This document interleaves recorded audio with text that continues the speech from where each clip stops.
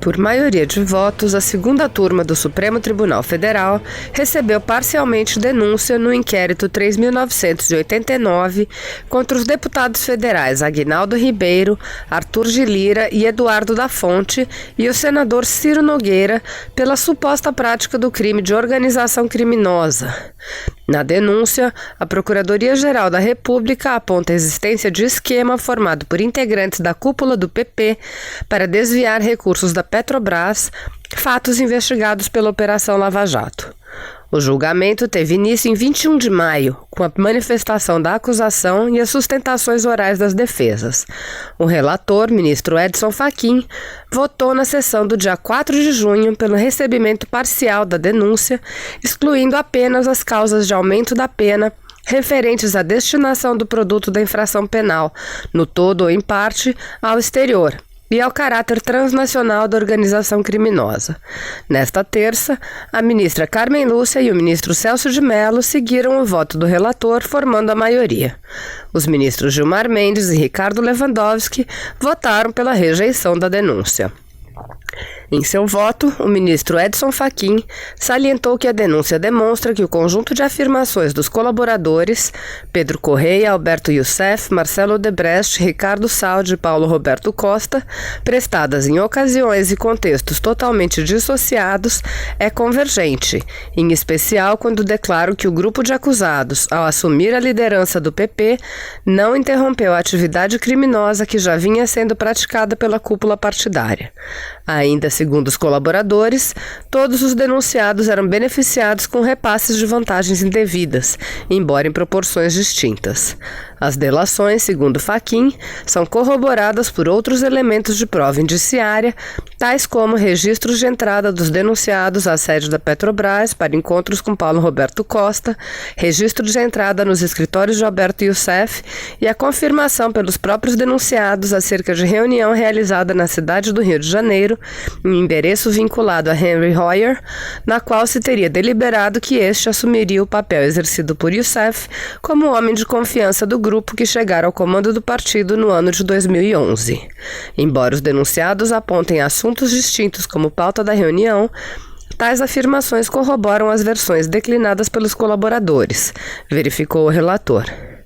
O relator acolheu apenas a preliminar de inépcia da denúncia no que diz respeito às causas de aumento da pena previstas nos incisos 3 e 5 do parágrafo 4º do artigo 2º da Lei 12.850 de 2013. Segundo o ministro, a denúncia não especificou de modo nítido e suficientemente detalhado os atos que teriam concretizado a destinação do produto dos crimes ao exterior ou as supostas transações realizadas no estrangeiro.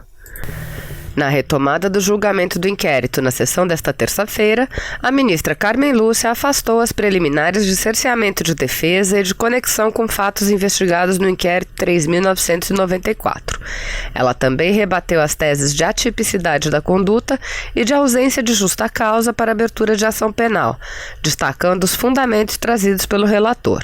A ministra lembrou ainda que no julgamento da ação penal 996 pela segunda turma, que condenou o ex-deputado federal Nelson Moirer, foram provados os crimes cometidos pelo ex-parlamentar no primeiro período dos fatos investigados nesse inquérito.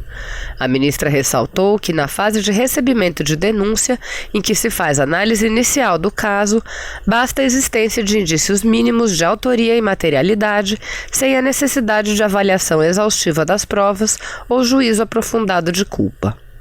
O ministro Celso de Mello também se posicionou pela legitimidade de recebimento de denúncia com base em depoimento de colaborador, especialmente se os termos forem minimamente corroborados por elementos de informação, o que, segundo seu entendimento, está configurado no caso. O que não pode acontecer, explicou o ministro, é condenação criminal com base unicamente em colaboração premiada. Para o decano, essa limitação de ordem jurídica, que tem o intuito de impedir que falsas imputações dirigidas a terceiros possam provocar erros judiciários, como injustas condenações de pessoas inocentes, evitando abusos no uso deste instituto. Segundo o ministro, existem nos autos elementos de fontes autônomas de provas que corroboram, mesmo minimamente, as acusações do Ministério Público Federal. Ele destacou ainda, conforme citado no voto do relator, que registros de acesso à Petrobras confirmam que os acusados mantiveram contato com Paulo Roberto Costa, coerentes com afirmações dos colaboradores e também com Alberto Youssef. Ao votar pela rejeição da denúncia, o ministro Gilmar Mendes disse que o caso revela grande confusão processual.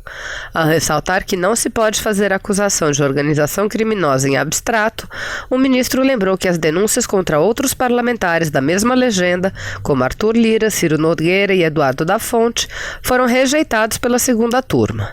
Os fatos em análise no inquérito 3989 foram pulverizados pelas decisões da turma em inquéritos anteriores, disse o ministro.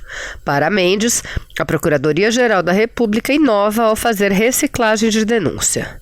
A denúncia deve descrever com precisão fatos que assentam pretensão punitiva do Estado, lembrou o ministro, salientando que inexiste, no caso concreto, justa causa para persecução penal, uma vez que assentada em delações oriundas dos mesmos acordos que já foram refutados em oportunidades anteriores pela turma. Além disso, segundo ele, a denúncia apresenta erros factuais que revelam a inexistência de um lastro probatório mínimo. Por fim, Gilmar Mendes diz que a condenação do ex-parlamentar Nelson Moirer não interfere nesse inquérito, uma vez que o político fazia parte de outro grupo que comandava o PP. Para Mendes, a rejeição ou arquivamento das denúncias quanto aos fatos que teriam sido praticados pela alegada organização criminosa formada no PP esvazia a denúncia.